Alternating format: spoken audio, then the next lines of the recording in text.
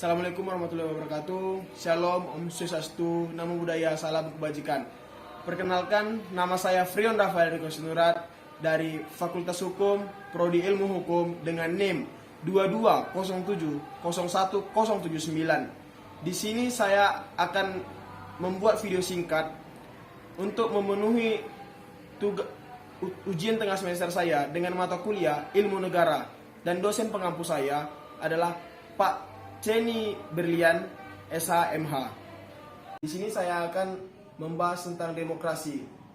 Sebelum kita membahas demokrasi itu, kita harus tahu juga apa arti demokrasi itu.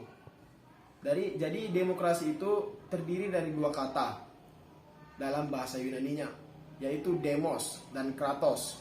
Demos itu artinya rakyat, kratos itu artinya pemerintah. Jadi demokrasi itu dapat diartikan sebagai pemerintahan rakyat. Demokrasi itu juga memiliki pengertiannya. Pengertian demokrasi itu adalah bentuk pemerintahan di mana semua warga negaranya memiliki hak yang sama untuk mengambil keputusan yang dapat mengubah hidup mereka.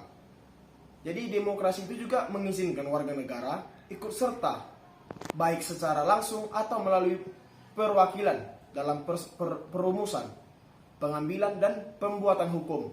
Jadi secara umum itu juga tujuan demokrasi itu jelas, untuk menciptakan kehidupan masyarakat yang sejahtera dan adil dan makmur dengan konsep yang mengedepankan keadilan dan kejujuran dan keterbukaan. Jadi pada konsep ini tujuan demokrasi itu dalam kehidupan bernegara juga meliputi kebebasan berpendapat dan kedaulatan rakyat. Oke, karena demokrasi yang digunakan di Indonesia itu, yang ideal itu adalah demokrasi Pancasila. Jadi kita juga harus mengetahui apa itu ciri-ciri dari demokrasi Pancasila. Demokrasi Pancasila itu adalah yang pertama, pemerintahan dijalankan berdasarkan konstitusi. Yang kedua, adanya pemilu secara berkesinambungan. Yang ketiga, adanya peran-peran kelompok kepentingan. Yang keempat, adanya penghargaan atas HAM serta perlindungan hak minoritas. Yang kelima, demokrasi Pancasila menuntun kompetisi berbagai ide untuk menyelesaikan masalah. Jadi di sini kita juga harus mengetahui prinsip-prinsip demokrasi agar kita lebih baik lagi di kemudian harinya. Jadi prinsip demokrasi adalah kebebasan. Hal itu karena mengatur kebebasanlah yang mengatur setiap warga negara yang agar dapat saling berbagi di sebuah kekuasaan di dalam negaranya sendiri. Lalu mengapa sih kita harus memiliki sikap demokrasi?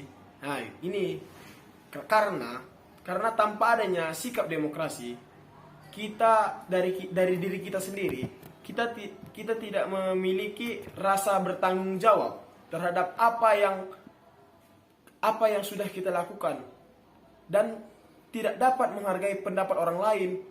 Makanya kita juga harus memiliki jiwa demokrasi agar kita bisa menghargai pendapat orang lain, bisa kita mendapatkan usulan dari orang lain untuk demokrasi tersebut.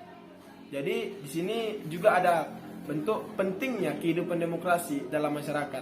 Itu apa sih pentingnya, ya kan? Nah, pentingnya demokrasi dalam masyarakat itu untuk agar sistem demokrasi bisa menghindarkan tindakan sewenang-wenang terhadap warga negara.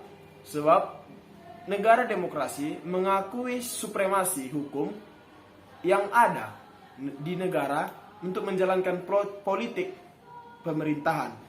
Hanya itu yang dapat saya sampaikan. Sekian dan terima kasih.